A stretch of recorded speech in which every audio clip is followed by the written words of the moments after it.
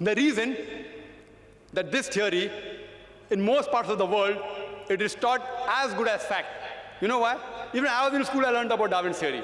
And even today they are taught. You know what the reason is, sister? The reason is because that if you analyze the church was against science previously. And you know the incidents that they sentenced Galileo to death. They sentenced Galileo to death. Why? Because he said certain statements in astronomy, etc., which went against the Bible, so they sentenced him to death, for which the Pope apologized now. So, when Charles Darwin came up with a theory which goes against the Bible, they didn't want any sufficient proof. An enemy of my enemy is my friend. So all the scientists, most of them, they support the theory because it went against the Bible, not because it was true. They only supported it because it went against the Bible. All the stages were mentioned, sister. All the stages. Lucy, there were 4 hominids. Science tells us today there's 4 hominids. First is Lucy, along with its guide, the Australopithecus, which died about 3.5 million years, the Ice Age. Then next came the Homo sapiens. We died about 500,000 years ago. Then came the Neanderthal man. We died 100 to 40,000 years ago. Then came the 4th stage, the Cro-Magnon. There is no link at all between these stages. According to P.P. Grasset in 1971, who held the chair of evolutionary studies in Paris, in the Sorbonne University, he said, it is absurd. We cannot say who are ancestors based on fossils. I can give you a list of hundreds of scientists and Nobel Prize winners who speak against Darwin's theory. Hundreds. If you know of Sir Albert Georgi, who got the Nobel Prize for inventing the vitamin C, he wrote a book, The Crazy Ape and Man, against Darwin's theory. Again, if you read Sir Fred Hoyle's works, he wrote several works against Darwin's theory. If you know about Rupert Stalbert, this person wrote a new theory of evolution against Darwin's theory. It's unthinkable. You cannot think that we are created from the apes. If you know of Sir Frank Salisbury, he was a biologist.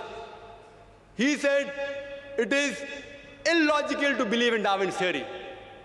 If you know about Whitemead, Sir Whitemead, he wrote a book against Darwin's theory. He was also a biologist. Several, you can give a list of hundreds. Today it is taught in the schools. Why? I told you. Media is in their hand. Otherwise, there's no proof at all. There are certain proofs at lower levels. An amoeba at lower species level, amoeba can change to paramecia. Quran does not say amoeba cannot change to paramecia. Quran does not say. If they have got proof, can be possible. It's not against the Quran. But there's no proof at all. People talk about molecular biology theory. They talk about genetic coding. According to Francis Crick, who's authority in this field, he said it is unimaginable.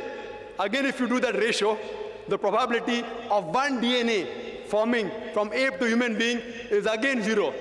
If I start calculating, I think we'll get bored again. You know the calculation I told you for one protein molecule? It is somewhat similar from one DNA. It is not possible at all. You know, there's a theory recently that homosexuality is genetic. And when I read in the Times of India, I thought, surely, the moment I attend the next lecture on Sunday in IRF, I'll be asked this question. If homosexuality is genetic, how can Allah blame us? Quran speaks against homosexuality.